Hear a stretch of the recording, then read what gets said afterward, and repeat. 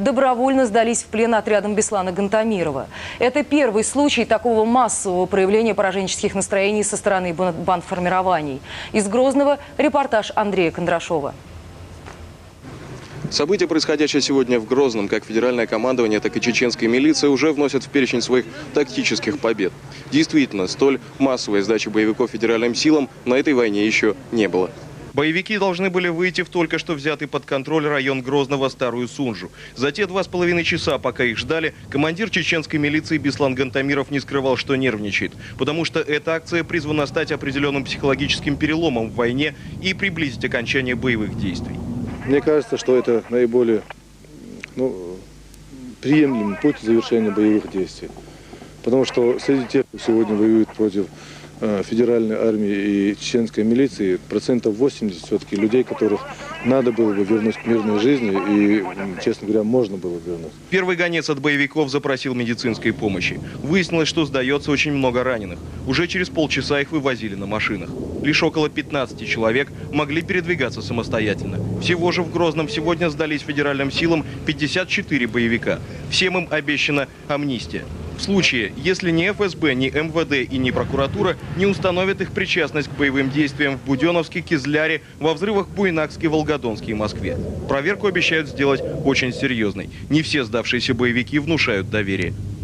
Вас заставляли воевать? Кто нас заставлял? Вот кто-нибудь заставлял? Лично меня заставит никто нет, кроме Аллаха. Твердая позиция в этом случае и у командования федеральных сил на Северном Кавказе. Решение совершенно справедливое. Те, кто там останется и не выйдет, не последует предложению сдаться, разумеется, будут уничтожены, и в этом нет никаких сомнений. По мнению штаба и чеченской милиции, уже в ближайшее время можно будет рассчитывать на сдачу еще 2-3 сотен боевиков. Что, несомненно, скажется, считает командование, на боевом духе бандитских группировок и их командиров. Не исключаю, что будут сдаваться и наемники, но с ними, видимо, разговор будет короче. Каждый получит свое. Из тех, кто сюда попал с целью заработка. А тот, кто заблудился, тому покажем, куда идти. Андрей Кондрашов, Григорий Рудаков, Вячеслав Колпачков. Вести, Грозный. Беслан Гантамиров обещал, что завтра в плен сдадутся еще несколько десятков боевиков, и в самом скором времени вся восточная часть Грозного перейдет в руки отрядов милиции. Это заявление по просьбе нашей программы прокомментировал помощник исполняющего обязанности президента России Сергей Ястрожемский. Я знаю это заявление Гантамирова. Я предпочитаю комментировать факты, а не, скажем так, предварять ситуацию завтрашнего дня своими прогнозами.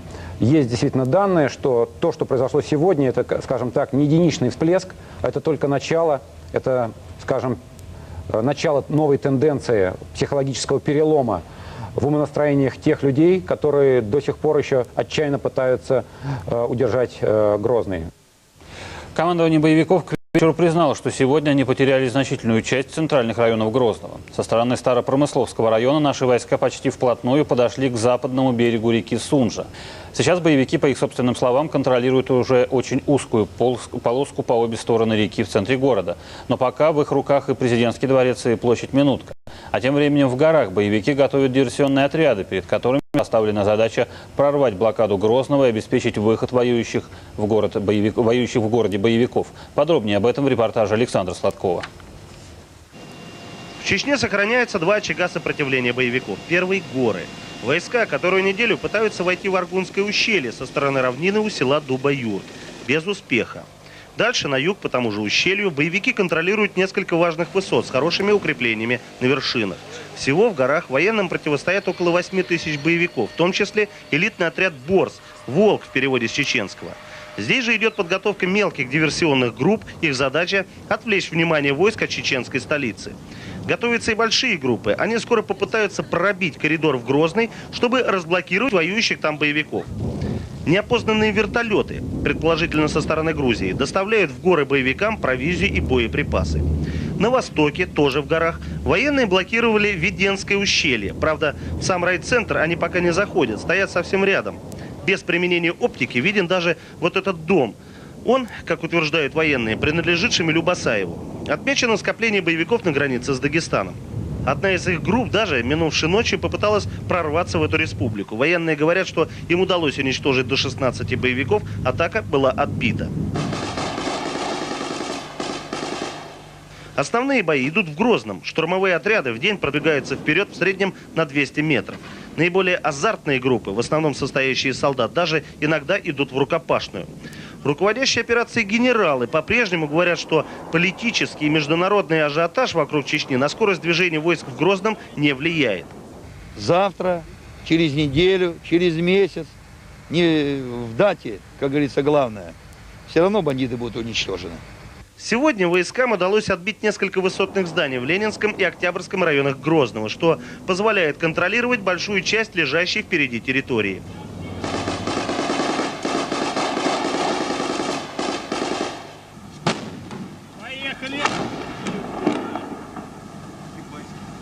Как и боевики, военные применяют мобильные отряды, патрулирующие передовую линию.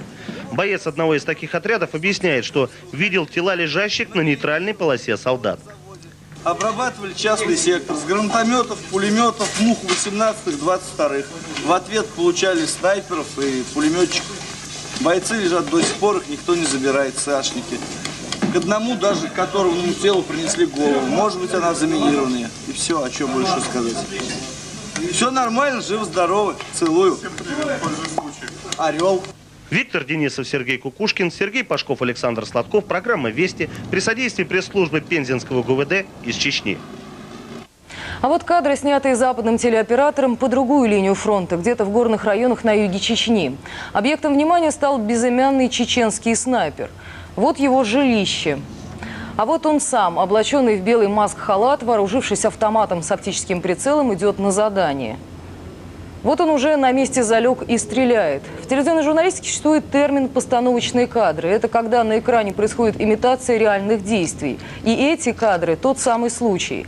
Чистейший маск-халат, снайпер, подолгу ведущий стрельбу с одной точки, а потом мирно прогуливающийся по заснеженному лесу. Но на сей раз искажение действительности носит не столь серьезный характер.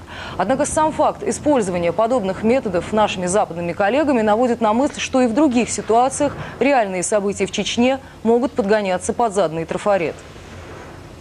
Сегодня в Москву выручать задержанного в Чечне корреспондента «Радио Свобода» Андрея Бабицкого прибыл генеральный директор радиостанции Джеффри Тримбл.